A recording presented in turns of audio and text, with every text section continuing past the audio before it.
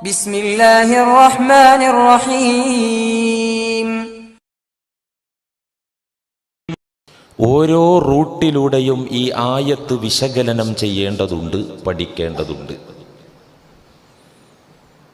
കാരണം ഞാൻ ഇടക്ക് നിങ്ങളോട് ഓർമ്മപ്പെടുത്തുന്നതാണ്, മുഅ്മിനിൻ്റെ തുലാസിനെ നിറക്കുന്ന ആയത്താണ് അത്. എങ്ങനെയൊക്കെയാണ് ഒരു മുഅ്മിനിൻ്റെ നന്മയുടെ തുലാസിൻ്റെ തട്ടിനെ അത് നിറക്കുന്നത്, ഭാരമാക്കുന്നത്, നാം അറിഞ്ഞേ മതിയാകൂ, പഠിച്ചേ മതിയാകൂ. ഒരുപാട് മേഖലകളിലൂടെ ഈ ആയത്തിനെ നാം ചികഞ്ഞു പരിശോധിച്ചു നോക്കി. അൽഹംദുലില്ലാഹി റബ്ബിൽ ആലമീൻ എന്നതിന് രണ്ട് ഭാഗങ്ങളാണുള്ളത്. ഒന്ന് അൽഹംദുലില്ലാ, രണ്ടാമത്തെ ഭാഗം റബ്ബിൽ ആലമീൻ. ഈ ആദ്യ ഭാഗം അള്ളാഹുവിനെ അവന്റെ ഒരു അടിമ സ്തുതിക്കുന്നു എന്നതിനപ്പുറത്ത്, അള്ളാഹുവിനെ വാഴ്ത്തുന്നു എന്നതിനപ്പുറത്ത്, അള്ളാഹുവിനെ അറിഞ്ഞ് വണങ്ങുന്ന ഒരു അടിമയുടെ സമർപ്പണത്തിൻ്റെ സമ്മതമാണ് അൽഹംദുലില്ലാ എന്നത് നാം പറഞ്ഞു. എന്ത്? പടച്ച തമ്പുരാനെ അടുത്തറിഞ്ഞ് ഉള്ളിലറിഞ്ഞ് ആ റബ്ബിന്റെ ഇടപെടലിനെ കുറിച്ച് വസ്തുനിഷ്ഠമായി ഗ്രഹിച്ചിരിക്കുന്ന ഒരു അടിമ റബ്ബിന് തൻ്റെ സമസ്ത കാര്യങ്ങളും സകലമാന വിഷയങ്ങളും ആ റബ്ബിന് സമർപ്പിക്കുന്നതിൻ്റെ പ്രഖ്യാപനം. ചുമ്മാ സമർപ്പിക്കുകയല്ല. കമ്പോളത്തിൽ നിന്ന് ചരക്ക് വാങ്ങിയിട്ട് ആ ചരക്കിന്റെ വില നാം കച്ചവടക്കാരന് സമർപ്പിക്കും.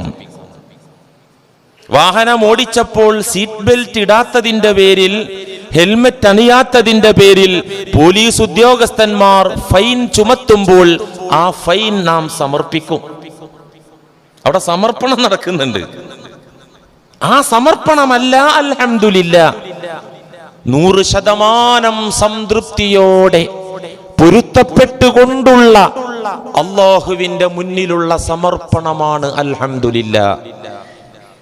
മുഅ്മിൻ അവന്റെ ജീവിതത്തിന്റെ ഏതേത് ഘട്ടങ്ങളിലും, ഏതേതനുഭവങ്ങളിലും, ഏതേതവസ്ഥകളിലും അവന്റെ മന്ത്രം അൽഹംദുലില്ലാ. ഞാൻ എൻ്റെ നാഥന് സമർപ്പിച്ചിരിക്കുകയാണ്, പൊരുത്തപ്പെട്ട് സമർപ്പിച്ചിരിക്കുകയാണ്, സന്തുഷ്ടനായി ഞാൻ റബ്ബിന്റെ മുന്നിൽ വെച്ചു കൊടുത്തിരിക്കുകയാണ്. ഇത് നിസ്കാരത്തിലെ സത്യപ്രതിജ്ഞ അല്ലേ? വജ്ജഹ്തു വജ്ഹിയ ലില്ലദീ ഫത്തറസ് സമാവാതി വൽ അർള് ഹനീഫൻ മുസ്ലിമൻ വമാ അന മിനൽ മുശ്രിക്കീൻ ഇന്ന സ്വലാത്തി വനുസുകി വമഹിയായ വമമാതി ലില്ലാഹി റബ്ബിൽ ആലമീൻ. എന്താണ് പറഞ്ഞത്? ഞാനിപ്പോ ഈ നിസ്കരിക്കുന്ന നിസ്കാരം അള്ളാഹ്ക്കാണ് എന്നല്ല പറഞ്ഞത്. ഇതടക്കമുള്ള എൻ്റെ ചലനങ്ങൾ, എൻ്റെ നന്മകൾ, എൻ്റെ സമർപ്പണങ്ങൾ, എൻ്റെ ഭാഗത്തു നിന്നുണ്ടാകുന്ന സുഹൃതങ്ങൾ ലോകരക്ഷിതാവായ നാഥ നിനക്കുള്ളതാണ്. വമഹിയായ വമമാതി, എൻ്റെ ജീവിതം മുഴുവൻ, എൻ്റെ ജീവിതം മുഴുവൻ. ജീവിതത്തിൽ എന്തൊക്കെ ഉണ്ട്, ഏതൊക്കെ ഉണ്ട് ജീവിതത്തിൽ? എൻ്റെ മരണവും ലില്ലാഹി റബ്ബിൽ ആലമീൻ. അൽഹംദുലില്ലയുടെ വിശദീകരണത്തിന്റെ പ്രഖ്യാപനാണ് പ്രാരംഭ പ്രാർത്ഥനയിൽ വജ്ജഹ്തുവിൽ നാം പ്രഖ്യാപിക്കുന്നത്. നിസ്കാരത്തിലെ സത്യപ്രതിജ്ഞയാണത്. നിസ്കാരം ഒരു അധികാരാരോഹണമാണ്. നിസ്കാരം ഒരു അധികാര ആരോഹണമാണ്. ഒരു രാജാവിന്റെ, പ്രധാനമന്ത്രിയുടെ, MLA-യുടെ അധികാര ആരോഹണം പോലെയല്ല. മാലിക്കുൽ മുലൂക്കായ രാജാതിരാജന്റെ സവിധത്തിലേക്കുള്ള ആരോഹണമാണ്. അതൊരു വലിയ അധികാരമാണ്. ആ അധികാരമേൽക്കുമ്പോഴുള്ള സത്യപ്രതിജ്ഞയാണ് ഈ പറയുന്നത്. എൻ്റെ ജീവിതം മുഴുവൻ, എൻ്റെ മരണവും, എൻ്റെ സർവ്വതും ലില്ലാഹി റബ്ബിൽ ആലമീൻ. ലോകരക്ഷിതാവായ അള്ളാഹ്ക്കുള്ളതാന്ന് പറഞ്ഞാൽ എന്താണ്? ആ റബ്ബിന് ഞാൻ ബലി കഴിച്ചിരിക്കുന്നു, ആ റബ്ബിന് വേണ്ടി ഞാൻ സമർപ്പിച്ചിരിക്കുന്നു. ഇതാണ് അൽഹംദുലില്ലാ. റബ്ബിൽ ആലമീൻ. ആദ്യ ഭാഗം സമർപ്പണമാണെങ്കിൽ, സംതൃപ്തിയാണെങ്കിൽ, റബ്ബിന്റെ കാര്യത്തിൽ പൊരുത്തമാണെങ്കിൽ, രണ്ടാമത്തെ ഭാഗം റബ്ബിൽ ആലമീൻ എന്ന ഭാഗം അല്ലാഹുവിനെ കുറിച്ചുള്ള പഠനവും അറിവുമാണ്. റബ്ബുൽ ആലമീൻ അള്ളാഹിനെ കുറിച്ചുള്ള പഠനം, അള്ളാഹുവിനെ കുറിച്ചുള്ള അറിവാർജിക്കുന്നതിലേക്കുള്ള പ്രചോദനം, അതിന്റെ ഒരു ക്യാപ്സൂളാണ്. അള്ളാഹുവിനെ അറിയുന്നതിന്റെ ഒരു ക്യാപ്സൂൾ എല്ലാം ഉൾക്കൊള്ളിച്ച സാധനമാണ് ഏത് റബ്ബിൽ ആലമീൻ. അത് റബ്ബിനെ കുറിച്ചുള്ള പഠനമാണ്. ആ പഠനം ഒരു പള്ളി ദർസിലോ മതകലാലയത്തിലോ അല്ലെങ്കിൽ ഒരു കിതാബിലോ ഒരു ഗ്രന്ഥത്തിലോ ഞായറാഴ്ച ദിവസത്തിലുള്ള 1 മണിക്കൂറിന് താഴെയുള്ള ഖുർആൻ പഠന ക്ലാസ്സിലോ പരിമിതപ്പെടുന്ന പഠനമല്ല. റബ്ബുൽ ആലമീനെ കുറിച്ചുള്ള പഠനം ഒരു കിതാബിലോ പുസ്തകത്തിലോ ഒരു ഖുർആൻ ക്ലാസ്സിലോ ഒതുങ്ങുന്നതല്ല. പിന്നെയോ മണ്ണിലും വിണ്ണിലും പഠിക്കാനുണ്ട്, ഈ പ്രപഞ്ചത്തിലാകെ പഠിക്കാനുണ്ട്. ഈ പ്രപഞ്ചത്തിലാകെ റബ്ബുൽ ആലമീനാണ് എന്നാണ് അള്ളാഹു എഴുതി വെച്ചിട്ടുള്ളത്. ഉണ്ട്, ഒരു പുൽക്കൊടിയിലുണ്ട് റബ്ബുൽ ആലമീൻ, വായിച്ചിട്ടുണ്ടോ? ഒരു മണൽത്തരിയിലുണ്ട് റബ്ബുൽ ആലമീൻ, ഒരു മഴത്തുള്ളിയിലുണ്ട് റബ്ബുൽ ആലമീൻ, പ്രവിശാലമായ കടലിന്റെ തിരയടികളിലുണ്ട് റബ്ബുൽ ആലമീൻ, ആ തിരകൾക്കിടയിലെ പദകൾക്കിടയിലുണ്ട് റബ്ബുൽ ആലമീൻ. എല്ലാത്തിലുണ്ട് റബ്ബിനെ കുറിച്ചുള്ള പഠനം. അത് അങ്ങനെ വിശാലമായി കിടക്കുകയാണ്. അതിന് സമയപരിധിയും ഇല്ല. വിദ്യാർത്ഥി കാലമെന്ന ഒരു കാലം റബ്ബുൽ ആലമീനെ അറിയുന്നതിലും അന്വേഷിക്കുന്നതിലും പഠിതാവിനില്ല. മരണം വരെ പഠിക്കാനുള്ളതാണ്. നാളെ മരിക്കുകയാണെങ്കിൽ ഇന്നും അതിനെക്കുറിച്ചാണ് പഠിക്കാനുള്ളത്, അറിയാനുള്ളത്. അൽഹംദുലില്ലാഹി റബ്ബിൽ ആലമീൻ. ഈ അറിവിന്, പഠനത്തിനാണ് അല്ലാഹു മനുഷ്യരെയും ജിന്നുകളെയും പടച്ചത്. ഏതിന്? നമ്മൾ വയലിൽ സാധാരണ കേട്ടിട്ടുള്ളത് എന്താണ്? മനുഷ്യനെ അല്ലാഹു പടച്ചത് ഇബാദത്തിനാണ് എന്നാ കേട്ടിട്ടുള്ളത്. ഞാൻ ഇപ്പോൾ നിങ്ങളോട് പറയുന്നു, നിങ്ങളിപ്പോൾ 1-ാം ക്ലാസ്സിലല്ല, അത് 1-ാം ക്ലാസ്സിലെ കുട്ടികൾക്ക് എടുക്കേണ്ട ക്ലാസ്സാണ്. ഏത് മനുഷ്യനെ അല്ലാഹു പടച്ചത് ഇബാദത്ത് ചെയ്യാനാണ് എന്ന് 1-ാം ക്ലാസ്സിലെ വിശദീകരണമാണ്. നിങ്ങൾ 1-ാം ക്ലാസ്സിൽ നിന്ന് ഇപ്പോൾ പാസ്സായിട്ടുണ്ട്. 1 വർഷമായല്ലോ ഇപ്പോൾ ഇത് കേൾക്കാൻ തുടങ്ങിയിട്ട്. അതുകൊണ്ട് നിങ്ങൾ ആർജിച്ച ആ നിലവാരം വെച്ച് ഞാൻ പറയാണ്, മനുഷ്യ ജിന്ന് വിഭാഗത്തിന് സ്പെഷ്യലായി അള്ളാഹു കൊടുത്ത സ്ഥാനവും, ഈ 2 വിഭാഗത്തെ അള്ളാഹു പടക്കാൻ കാരണമായതും, ആ പഠനത്തിന്റെ പിന്നിൽ അള്ളാഹു പ്ലാനിട്ടതും ലക്ഷ്യമാക്കിയതും ഇബാദത്തല്ല. എന്തുകൊണ്ട്? ഇബാദത്ത് എല്ലാ ചരാചരങ്ങൾക്കും ഉണ്ട്, എല്ലാ ജന്തുക്കൾക്കും ഉണ്ട്, എല്ലാ മരങ്ങൾക്കും ഉണ്ട്, എല്ലാ അചേതന സചേതന വസ്തുക്കൾക്കും ഇബാദത്ത് ഉണ്ട്. ഇതാരാ പറഞ്ഞത്? അള്ളാഹ് പറഞ്ഞു. എവിടെ പറഞ്ഞു? ഖുർആനിൽ പറഞ്ഞു. ഞാൻ നിങ്ങളോട് ഓതിയിട്ടുണ്ടത്. വഇൻ മിൻ ശൈഇൻ ഇല്ലാ യുസബ്ബിഹു ബിഹംദി വലഹു യസ്ജുദു മൻ ഫിസ് സമാവാതി വൽ അർള് വലഹു അസ്ലമ മൻ ഫിസ് സമാവാതി വൽ അർള് കുല്ലുൻ ഖദ് അലിമ സ്വലാതഹു വതസ്ബീഹഹു അൽഹംദുലില്ലാഹ് സുബ്ഹാനല്ലാഹ് എന്ന് പ്രഖ്യാപിക്കാത്ത ഒരു പടപ്പും ഒരു സൃഷ്ടിയും ഈ ലോകത്തില്ല. എല്ലാ ചരാചരങ്ങളും നിസ്കാരം പഠിച്ചിട്ടുണ്ട്, അവകളുടെ തസ്ബീഹ് പഠിച്ചിട്ടുണ്ട്. എന്ന് മാത്രമല്ല, എല്ലാം മുസ്ലിങ്ങളാണ്.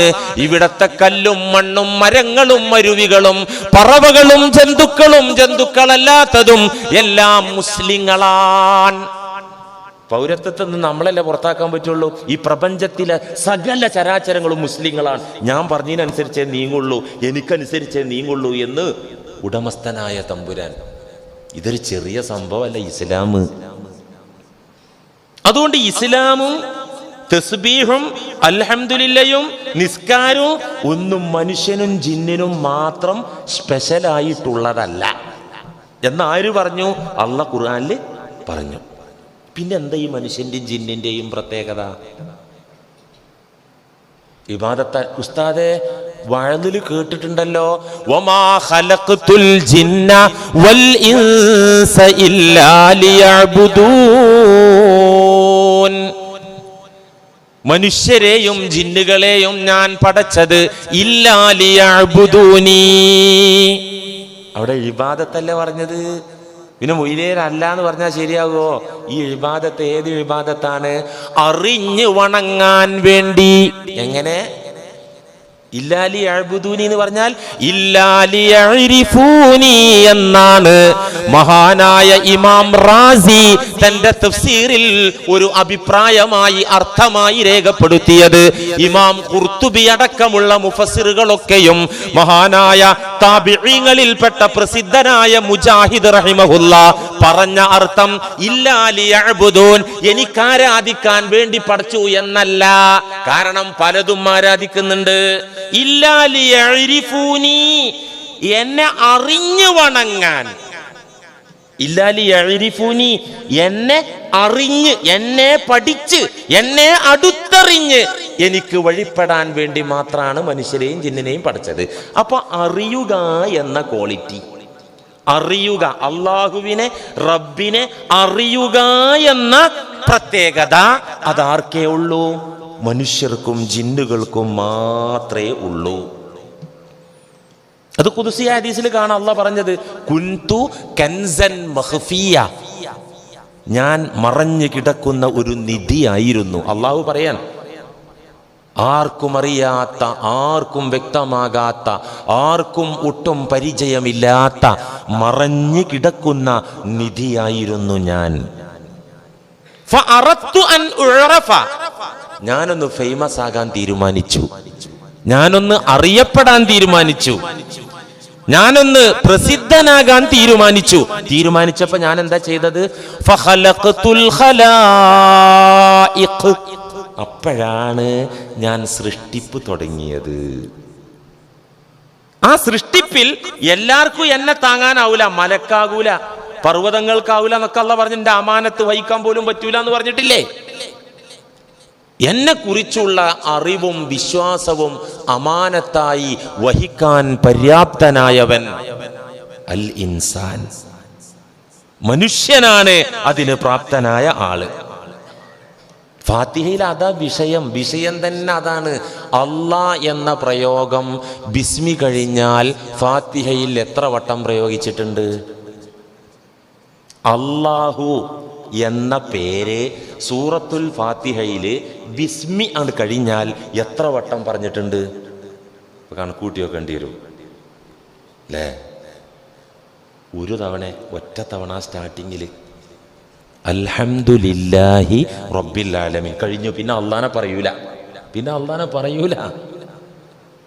പിന്നെ റഹ്മാനെ പറയുന്നു, റഹീമിനെ പറയുന്നു, റബ്ബുൽ ആലമീനെ പറയുന്നു, മാലികി യൗമിദ്ദീനെ പറയുന്നു. അള്ളാനെ പിന്നെ പറയൂല. പിന്നെ അള്ളാഹുവിലേക്കുള്ള അഡ്രസ്, മേൽവിലാസങ്ങള്, വഴികാട്ടലുകള്, ഇത് മാത്രാണ് ഫാത്തിഹ.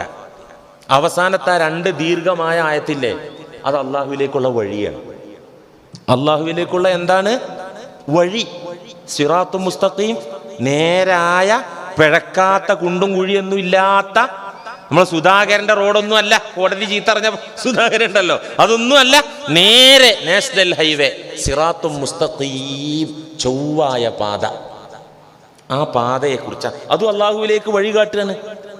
അപ്പൊ ഫാത്തിഹ മൊത്തം അള്ളാഹുവിലേക്ക് വഴി കാണിക്കുക. എങ്ങനെ ഈ അള്ളാഹുവിലേക്ക് വഴി കിട്ടുക? മുയ്യരൻ പറഞ്ഞു പോയാൽ പോരല്ലോ. ഞാൻ നിങ്ങളോടൊരു ഖുദ്സിയായ ഹദീസ് മുമ്പ് ഓതി വെച്ചിട്ടുണ്ട്. ഇമാം ബുഖാരി ഒക്കെ ഉദ്ധരിച്ച ഹദീസ് തന്നെയാണത്. നിങ്ങൾ കേട്ടിട്ടുണ്ടാകും. അതൊന്ന് ആഴത്തിൽ ചിന്തിക്കാൻ വേണ്ടി ഒന്നുകൂടെ സമർപ്പിക്കുക നിങ്ങളെ മുന്നിൽ. ഹബീബായ റസൂലുള്ളാഹി സ്വല്ലല്ലാഹി അലൈഹി വസല്ലം പറഞ്ഞു, ഉടമസ്ഥനായ റബ്ബ് പറഞ്ഞിട്ടുണ്ട്, മക്കളെ, അല്ലാഹ് എന്ന് പറഞ്ഞാൽ നിങ്ങൾക്ക് അപ്രാപ്യമല്ല. നിങ്ങൾ അങ്ങനെ വിചാരിക്കരുത്. പടച്ചവനെ കുറിച്ചൊരു അന്തവും കുന്തും കിട്ടൂല. എത്ര അധ്വാനിച്ചാലും റബ്ബേറ്റ് ഒരു അടുപ്പം കിട്ടൂല. അവനാ ആകാശത്തിന്റെ അപ്പുറത്ത് അദൃശ്യ ലോകത്ത് അനന്ത ലോകത്ത് അരൂപിയായി അങ്ങനെ നിലകൊള്ളുന്നു. ഞാനും ആ പടച്ചോനും തമ്മിലൊന്നും ബന്ധം കിട്ടൂല എന്ന് എൻ്റെ മക്കൾ തെറ്റിദ്ധരിക്കരുതേ. എന്നിട്ട് പറയാണ് ആര്? റസൂലുള്ളാഹി സ്വല്ലല്ലാഹി അലൈഹി വസല്ലം പറയാണ്, എൻ്റെ മക്കൾ കേട്ടോളൂ, നിങ്ങളുടെ റബ്ബ് എന്നോട് പറഞ്ഞിട്ടുണ്ട്. എന്താ റബ്ബ് പറഞ്ഞത്? ഇദാ തഖറബൽ അബ്ദു ഇലയ്യ ശിബ്റൻ. നിങ്ങൾ കേട്ട ഹദീസ. എൻ്റെ ഒരു അടിമ താല്പര്യത്തോടുകൂടെ ഒരു ചാണ് എന്നിലേക്ക് അടുത്തു വന്നാൽ തഖറബതു ഇലൈഹി ദിറാഅ, ഒരു മുഴം ഞാൻ അവനിലേക്ക് അടുത്ത് നിൽക്കും. അല്ലാഹ്, ഇത് തർക്കല്ല കേട്ടോ, ഈ ഹദീസിൽ തർക്കല്ല, ഒരാൾക്കും തർക്കല്ല. ഇന്നിപ്പോൾ നമ്മൾ മുസ്ലിം ഉമ്മത്തിലെ വിവിധ സംഘടനക്കാരും ആശയക്കാരൊക്കെ വന്നില്ലേ, എല്ലാവരും അംഗീകരിക്കുന്ന ഹദീസ് അത്. ഒരു ചാണ് എൻ്റെ അടിമ എന്നിലേക്ക് ഇങ്ങോട്ട് അടുത്താൽ, ചിന്തിക്കണം കേട്ടോ, തഖറബതു ഇലൈഹി ദിറാഅ, ഒരു മുഴം, അവൻ ഒരു ചാണല്ലേ അടുത്തത്, ഞാൻ ഒരു മുഴം അങ്ങോട്ട് കൊടുക്കും. വഇദാ തഖറബ ഇലയ്യ ദിറാഅ, എൻ്റെ അടിമ ഒരു മുഴം എന്നിലേക്ക് അടുത്തു വന്നാൽ തഖറബ്തു ഇലൈഹി ബാഅ, ഒരു വാര ഞാൻ അവനിലേക്ക് അങ്ങോട്ടെടുക്കും. എന്തൊരു വാര? ബാഅ എന്ന് പറഞ്ഞ അളവ് അറബിയിൽ ഒരു മനുഷ്യൻ രണ്ട് കൈയും ഇങ്ങനെ പിടിച്ചാൽ എത്ര ഉണ്ട് അത്ര. അതൊരു മനുഷ്യന്റെ ഹൈറ്റാണ്. ഇപ്പൊ ഇങ്ങനെ കണ്ടാൽ തോന്നുന്നു മുസ്ലിയാർ ഹൈറ്റ് ഇപ്പം ഈ രണ്ട് കയ്യും കൂടിയതുണ്ട്. ഒന്ന് കിടന്നിട്ട് ഇങ്ങനെ വെച്ചിട്ടൊന്ന് വരച്ചു നോക്ക്. എന്നിട്ട് പിന്നെ കാലും പാതുവാക്കി വെച്ച് നോക്ക്, ഒരേ ഹൈറ്റ് ആയിരിക്കും. ഒരാളെ പൊക്കാത്. ഒരു വാര, ഒരു മുഴം എൻ്റെ അടിമ എന്നിലേക്ക് അടുത്താൽ ഞാൻ ഒരു വാര അവനിലേക്ക് അടുക്കും. നിർത്തിയില്ല.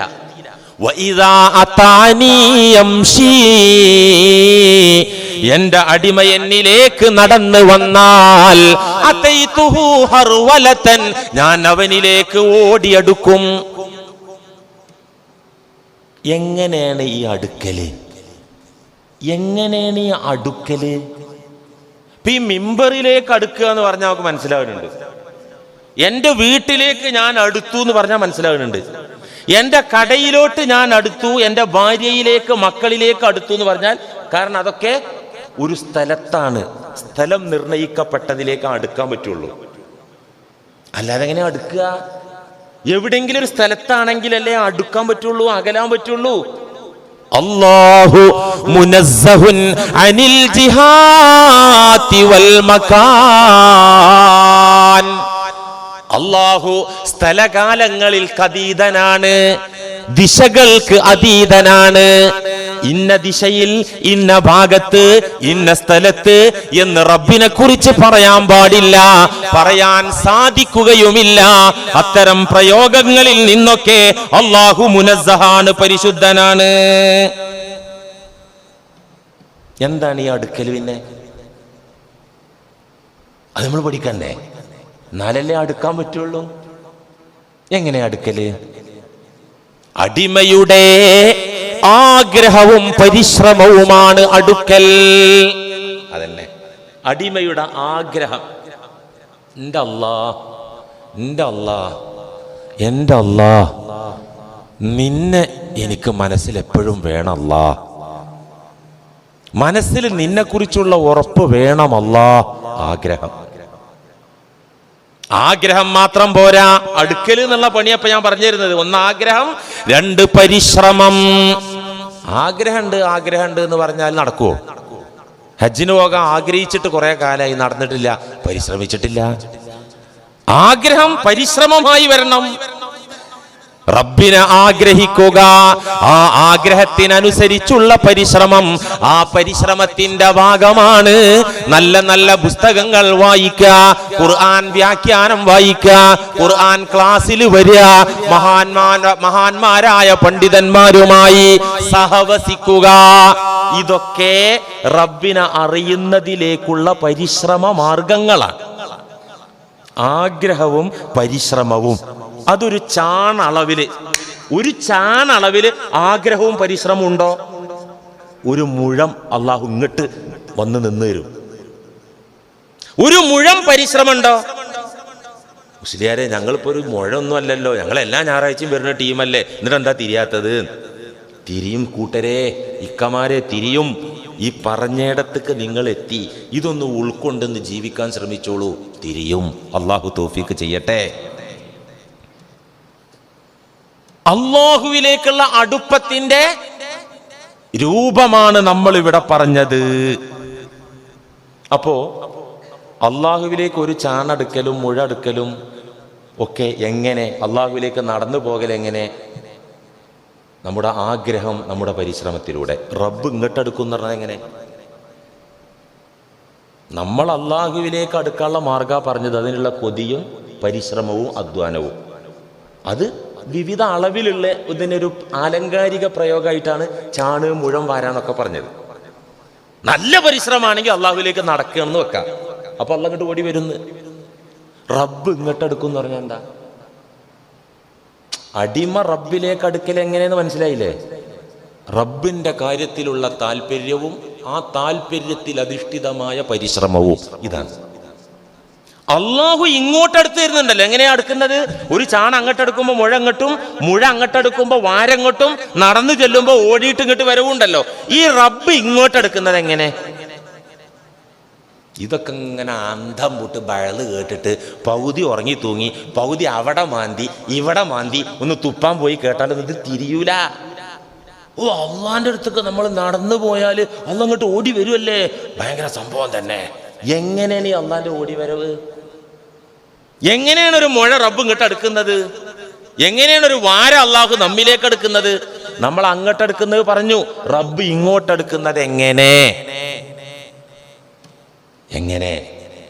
ചില ആൾക്കാർ തെറ്റിദ്ധരിച്ചു, ഇഷ്ടം പോലെ ദുന്യാവ് വാരിക്കോരി കൊടുത്തിട്ടാണ് അള്ളാഹ് അടുക്കല്. അള്ളാഹ് അടുത്തു എന്നുള്ളതിന്റെ ലക്ഷണം എന്താണ്? ഇഷ്ടം പോലെ ദുന്യാവ് കിട്ടി. പൊട്ട തെറ്റാ. കാരണം എന്താ? അള്ളാഹ് ദുന്യാവിന് മാർക്കറ്റ് ഇട്ടിട്ടില്ല. അള്ളാഹ് ദുന്യാവിന് കൊടുത്ത മാർക്കറ്റ്, ലൗ അന്ന ദുന്യാ തസിനു ഇൻദല്ലാഹി ജനാഹ ബഊലത്തിൻ, ഈ ദുനിയാവിലുള്ള ചരക്ക് വിഭവങ്ങള് പണങ്ങള് മുഴുവൻ അള്ളാഹുവിന്റെ അടുക്കൽ കൊതുകിന്റെ ഒരു ചിറകിനോളം അള്ളാഹു വില ഇട്ടിരുന്നെങ്കിൽ, വില കൽപ്പിച്ചിരുന്നെങ്കിൽ, കൊതുകിന്റെ ചിറക് എന്നല്ല, അങ്ങനെയാണ് ജനാഹൈ ബഊല എന്നാ പറയാ. ജനാഹ ബഊല, കൊതുകിന്റെ ഒരു ചിറകിനോളം വില അള്ളാഹു കൽപ്പിച്ചിരുന്നെങ്കിൽ, മാ സഖാ കാഫിറൻ ശുർബത മാ, ഒരു കവിള് വെള്ളം ഒരു കാഫിറിനെ അള്ളാഹു കുടിപ്പിക്കില്ലായിരുന്നു എന്ന് നബി സല്ലല്ലാഹു അലൈഹി വസല്ലം. അപ്പൊ ദുന്യാവ് കൊടുത്തിട്ട് ആണ് അടുക്കല് എന്ന് തെറ്റിദ്ധരിക്കണ്ട. പിന്നെ എങ്ങനെ അള്ളാഹ് നമ്മളിലേക്ക് അടുക്കുക? മനസ്സിലാവണ്ടേ? അത് എങ്ങനെയാണ് അള്ളാഹ് നമ്മളിലേക്ക് അടുക്കുക എന്ന് മനസ്സിലാവണ്ടേ? ചില ആൾക്കാര് തെറ്റിദ്ധരിച്ചു എന്ന് പറയുന്നത് കുറച്ച് അപകടമാണ്. ധരിച്ചു. എന്താ ധരിച്ചത്?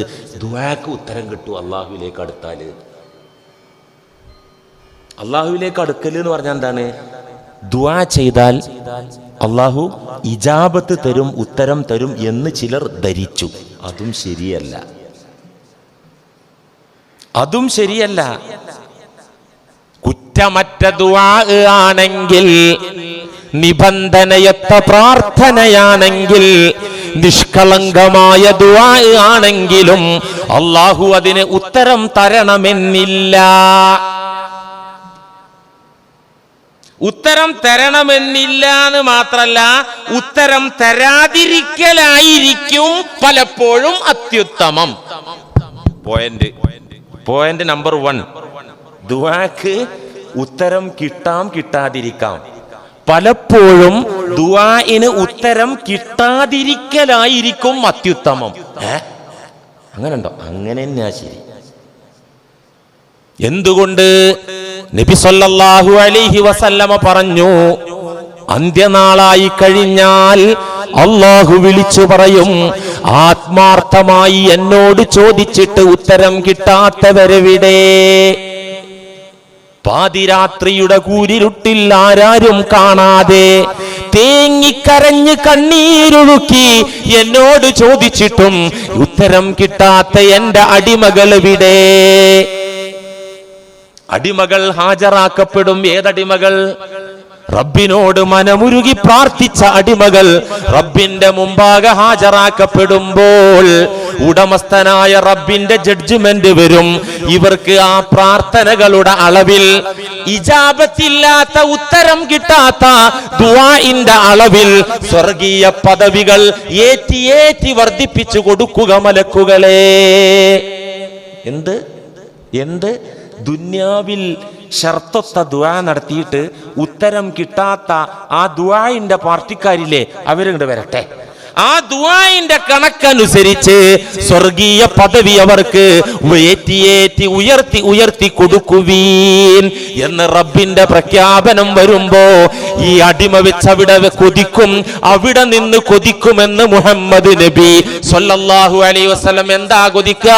പടച്ചോനെ, ദുനിയാവിലെ എന്റെ ഒറ്റ ദുആക്കും നീ ഉത്തരം തന്നില്ലായിരുന്നുവെങ്കിൽ എന്റെ എത്ര ഭാഗ്യവാന്മാരാരല്ലാ. ഞാൻ നിന്നോട് ചോദിച്ച ചോദ്യങ്ങൾക്ക് ഒന്നിനും നീ ഉത്തരം അവിടെ വെച്ച് തന്നില്ലായിരുന്നുവെങ്കിൽ എന്റെ എത്ര ഭാഗ്യവാൻ ആരുണ്ടാകും റബ്ബേ. നോക്ക്, അപ്പൊ ദുആക്ക് ഉത്തരം കിട്ടുന്നാണോ റബ്ബേന്റെ അടുത്താല്? ആണോ? ദുആക്ക് ഉത്തരം കിട്ടുന്നാണോ റബ്ബേന്റെ അടുത്താല്? അല്ല. ദുആ കുറ്റമറ്റ നിഷ്കളങ്കമാണെങ്കിൽ, ഷർത്തൊത്ത ദുആയാണെങ്കിൽ 3ൽ 1 ഗുണം ഉറപ്പാ. അതിന് ആ ചോദിച്ചതാണ് തരുന്നുള്ളത് മാത്രമല്ല, 3ൽ 1 ഫലം ഉറപ്പാ. ദുആ ക്ലിയർ ആണെങ്കിൽ 3ൽ 1 ഫലം ഉറപ്പാ. ഒന്നുകിൽ ആ ചോദിച്ചത് തന്നെ കൊടുക്കും, ഒന്നുകിൽ എന്താണോ ചോദിച്ചത് അത് കൊടുക്കും.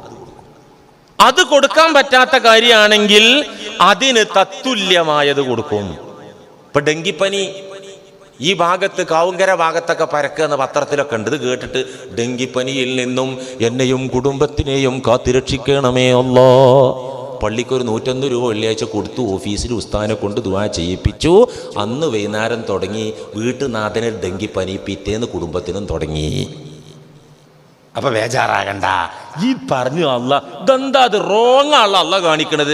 ചുദ്വായിരുന്നപ്പോത്തിന് പിറ്റേന്നാണ് ഉണ്ടായി, ഇതായിരുന്നില്ലെങ്കിൽ ചിലപ്പോൾ ഉണ്ടാവില്ല. ശരിയാണ്, ഇത് നിനക്ക് വിധിച്ചതാണ്. ഇതിന്റെ പിന്നിലൊരു മഞ്ഞപ്പിത്തം വരുന്നുണ്ട്, അതിൽ നിന്നെയും നിന്റെ കുടുംബത്തെയും ഒഴിവാക്കിയിട്ടുണ്ട് തന്നെ.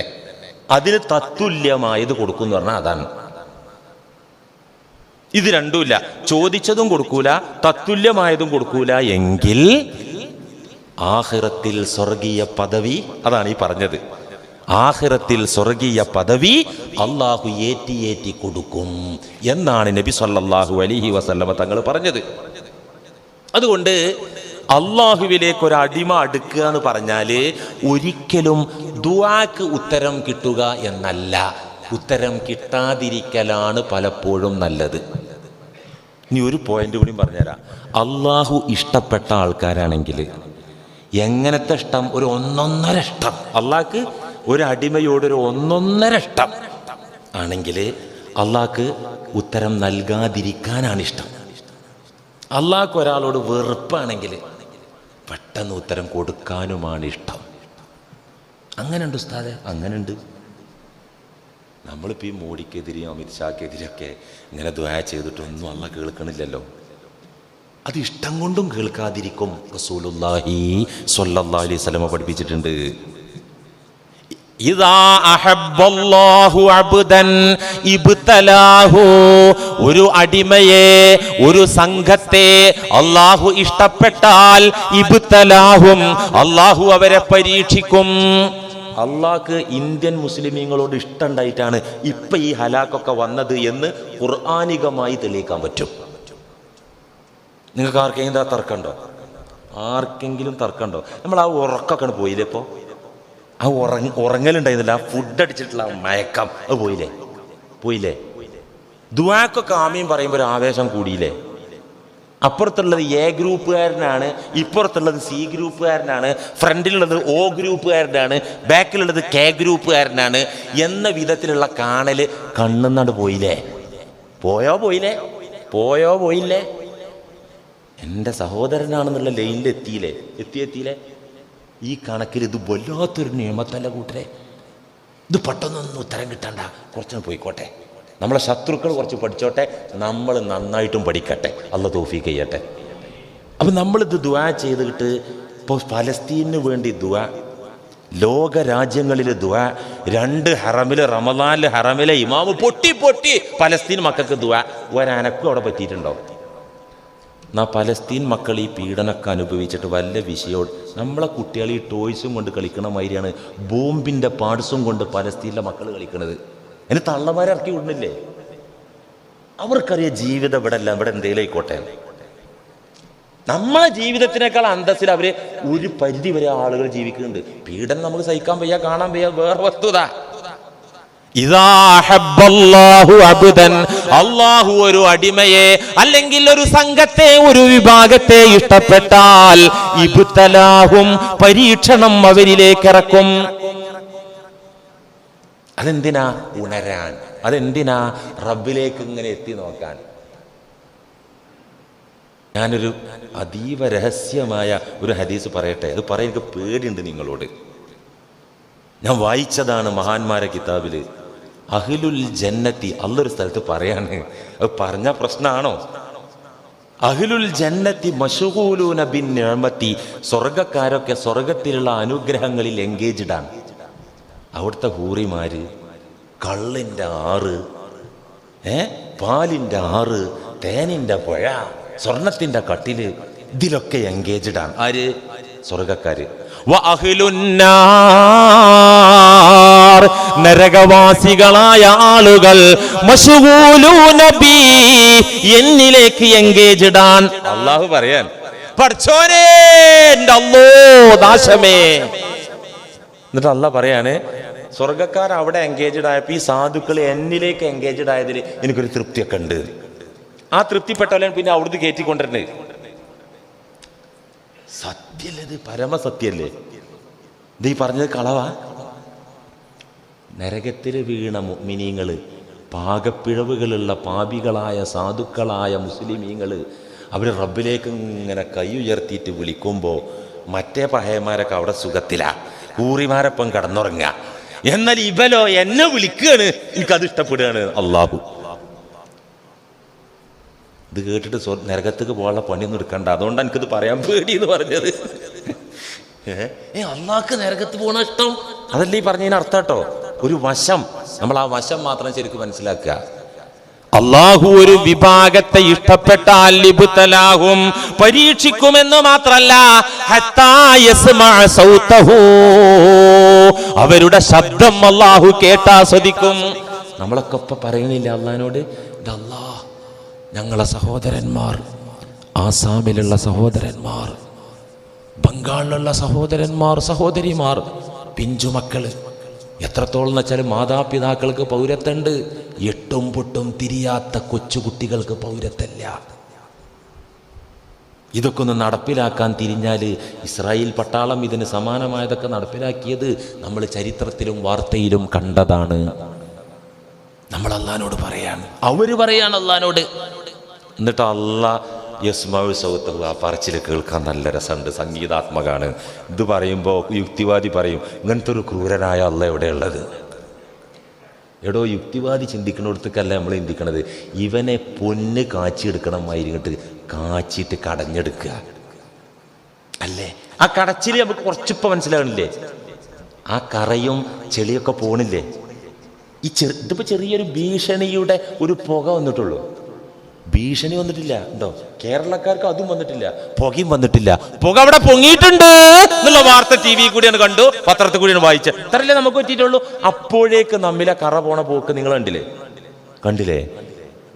അങ്ങനെ ആ രോധനം എനിക്ക് കേൾക്കാൻ ഇഷ്ടമാണ്, ഞാനത് കേൾക്കുമെന്ന് പടച്ച തമ്പുരാൻ. പ്രതിസന്ധികൾ വരുമ്പോൾ ആ പ്രാർത്ഥന ഉയരുക. ഞാൻ ഒരു ഹദീസും കൂടി നിങ്ങളെ ശ്രദ്ധയിൽപ്പെടുത്താം. അള്ളാഹുവിനോട് ഒരു അടിമ അടുക്കുക എന്ന് പറഞ്ഞാൽ ദുആക്ക് ഉത്തരം കിട്ടുകയാണെന്ന് മനസ്സിലാക്കണ്ട, കിട്ടാതിരിക്കലാണെന്ന് മനസ്സിലാക്കിക്കോ. ആശ്വാസമായി. എന്തോരെന്തോരുന്ന് അതൊക്കെ അവിടെ കിട്ടുമല്ലേ, ഇൻഷാ അല്ലാഹ് കിട്ടട്ടെ, അല്ലാഹ് തൗഫീക്ക് ചെയ്യട്ടെ. അതൊന്നും അള്ളാഹു പാഴാക്കാതിരിക്കട്ടെ. നമ്മൾ എത്ര ദുആ ചെയ്തിട്ടുണ്ട്, നമ്മൾ സ്വർഗത്തിലെ പദവി ഉയരാൻ അത് കാരണമാകട്ടെ. ഞാനൊരു ഹദീസും കൂടി നിങ്ങളുടെ ശ്രദ്ധയിൽപ്പെടുത്താം. യഖൂലുല്ലാഹു തബാറക വതആല ലിജിബ്രീൽ അലൈഹിസ്സലാം.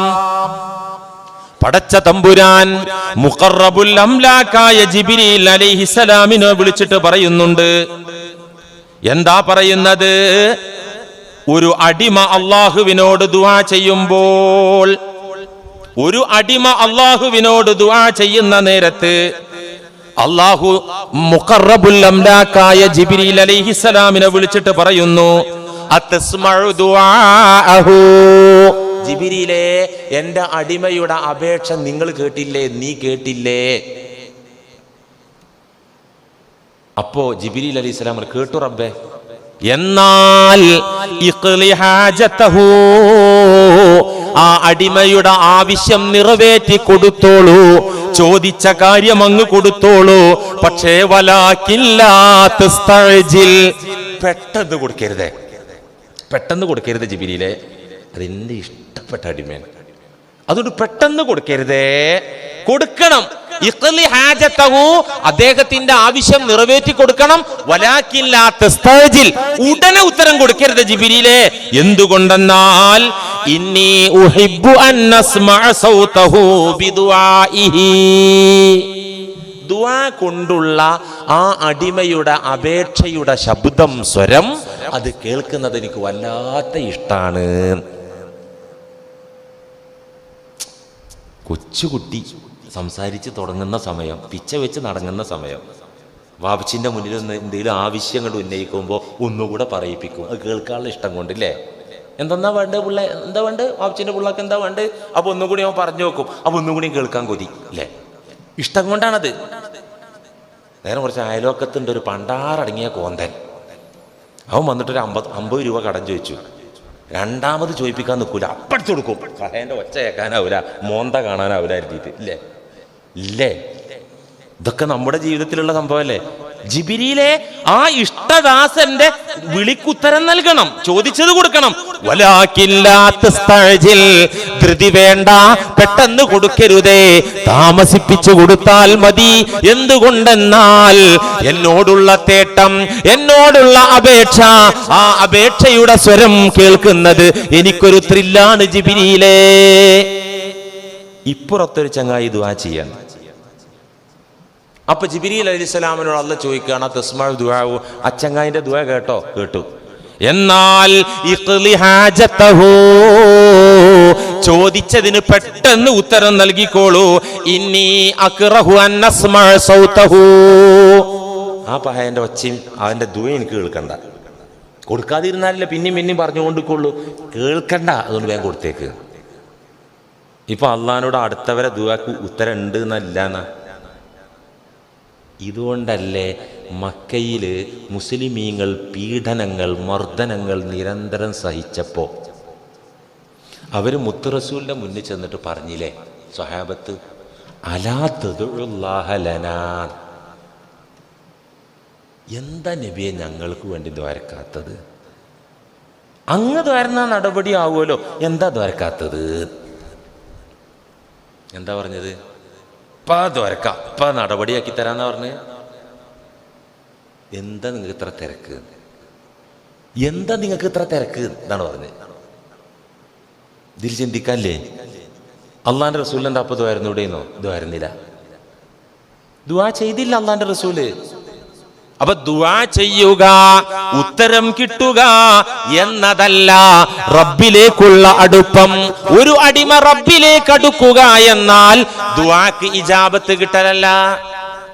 പിന്നെ ചിലര് തെറ്റിദ്ധരിച്ചു, അള്ളാഹുവിലേക്ക് അടുത്ത ആൾക്കാർക്ക് ക്യാൻസർ ഉണ്ടാവില്ല, വയറുവേദന ഉണ്ടാവില്ല, തലവേദന മൈഗ്രെയിൻ ഉണ്ടാവില്ല, പിന്നെ ഈ വാഹന ആക്സിഡൻറ്റിൽ മരിക്കൂല, വെള്ളത്തിൽ മുങ്ങി മരിക്കൂല, തീ പൊള്ളൂല. ഇതൊക്കെ അള്ളാഹിനോട് അടുത്ത ആൾക്കാരെ ലക്ഷണമാണ്. വെറും പൊട്ടത്തരം. പ്രയാസം പ്രതിസന്ധി ഒന്നും ഉണ്ടാവില്ല. അള്ളാഹിൻ്റെ ഔലിയാക്കളും വേണ്ടപ്പെട്ട അള്ളാഹുവിലേക്ക് അടുത്ത ആളാണെങ്കിൽ തെറ്റാണത്. ഏറ്റവും അധികം പ്രതിസന്ധി ഉണ്ടാകുക ആർക്കായിരിക്കും? അള്ളാഹുവിലേക്ക് അടുത്തവരായിരിക്കും. സഹീഹുൽ ബുഖാരിയിലൊരു ഹദീസ് ഉണ്ട്. ആ ഒരു ഹദീസ് കൊണ്ടാണ് അദ്ധ്യായത്തിൻ്റെ തലക്കെട്ട് തന്നെ ഒരു ഹദീസ്. ബാബു അശദ്ദിന്നാസി ബലാഅന്നൽ അംബിയാഉ ഫൽ അംസലു. ഇതാണ് ആ തലക്കെട്ട് തന്നെ. ഒരു ഹദീസ് ഉണ്ട്, ഹെഡിങ് ആക്കിയിരിക്കുക. ബാബുൻ, ഇതൊരു അധ്യായമാണ്. ഏത് അധ്യായം? അശദ്ദുന്നാസി ബലാഅൻ, ഏറ്റവും ജനങ്ങളിൽ പരീക്ഷണം നേരിടുന്നത്, ക്ലേശങ്ങളും പ്രയാസങ്ങളും അനുഭവിക്കുന്നത് അൽ അംബിയാഉ, അള്ളാഹുവിലേക്ക് ഏറ്റവും മനുഷ്യകുലത്തിൽ നിന്നടുത്തവരായ അംബിയാ മുർസലുകളാണ്. ഫൽ അംസലു, പിന്നെ നബിമാരോട് അടുക്കുന്ന ആളുകൾ, പിന്നെ അതിന്റെ അടുത്ത റേഞ്ചിലുള്ള ആളുകൾ. നബിമാരെ കൂട്ടത്തിൽ പവർഫുൾ വ്യക്തി ആരാ? നബിമാരെ കൂട്ടത്തിൽ സയ്യിദ് ആരാ? നബിമാരെ കൂട്ടത്തിലെ നേതാവാരാ? മുഹമ്മദുർ റസൂലുള്ളാഹി. ആ കൂട്ടത്തിൽ ഏറ്റവും ക്ലേശം സഹിച്ചതാരാണ്? പൗരത്വ ബില്ലും NRC വന്നിട്ട് ഇവിടുന്ന് പോകുകയാണെങ്കിൽ ഒരു ഹിജറ പോയാൽ എന്താ കുഴപ്പം? അള്ളാഹിന്റെ റസൂൽ പോയ സംഭവമല്ലേ? അങ്ങനെ പറയല്ലേ, അങ്ങനെ പേടിപ്പിക്കല്ലേ. അല്ലെങ്കിലേ ഒരു ധൈര്യം സംഭരിച്ച് അഡ്ജസ്റ്റ് ചെയ്തിരിക്കുകയാണ്. മുത്തു റസൂലിന്റെ അനുയായികളാ നമ്മള്. നാട് വിട്ടുപോയില്ലേ? നാട് വിട്ടുപോയതുകൊണ്ട് എല്ലാം നഷ്ടമായോ? എല്ലാം കിട്ടുകയല്ലേ ചെയ്തത് അല്ലേ? ഇതൊന്നും കാട്ടിയിട്ട് നമ്മളെ പേടിപ്പിച്ചാൽ നമ്മൾ എന്തിനാ പേടിക്കണേ? അള്ളാഹിന്റെ റസൂലിന്റെ ഉമ്മത്തിലെ മെമ്പർമാരാണ് നമ്മളെങ്കിൽ പേടിക്കൂല. പിന്നെ പേടിയുണ്ടോ? ഞാൻ വെള്ളിയാഴ്ച പറഞ്ഞ പോലെ കാക്കാ ഗ്രൂപ്പിലെ മെമ്പറായിരിക്കും, അത്രേ ഉണ്ടാവുള്ളൂ. ആ മെമ്പർഷിപ്പേ ഉണ്ടാവുള്ളൂ. ഇസ്ലാം മതത്തിൽ മെമ്പർഷിപ്പ് ഉണ്ടോ? പേടിക്കൂല. ഈ അധ്യായത്തിന്റെ തലക്കെട്ടപ്പത് കേട്ടോ. ജനങ്ങളിൽ ഏറ്റവും അധികം പ്രയാസം സഹിക്കുന്നത് നബിമാരാണ്. ആ അധ്യായത്തിൽ അവതരിപ്പിച്ച ഹദീസ് അതറിയാം നിങ്ങൾക്ക്? നബി തങ്ങളുടെ പനി. എന്ത് ബുഖാരി എടുത്ത് നോക്കാൻ കഴിയുമെങ്കിൽ, അല്ലെങ്കിൽ അതിന്റെ പരിഭാഷ എടുത്ത് വായിച്ചു നോക്ക്. നബി തങ്ങളുടെ പനിയെ വിശദീകരിക്കുന്നത്. അബ്ദുല്ലാ റളിയല്ലാഹു അൻഹു നബിയെ കാണാൻ വേണ്ടി ചെന്നപ്പോ കണ്ട കാഴ്ച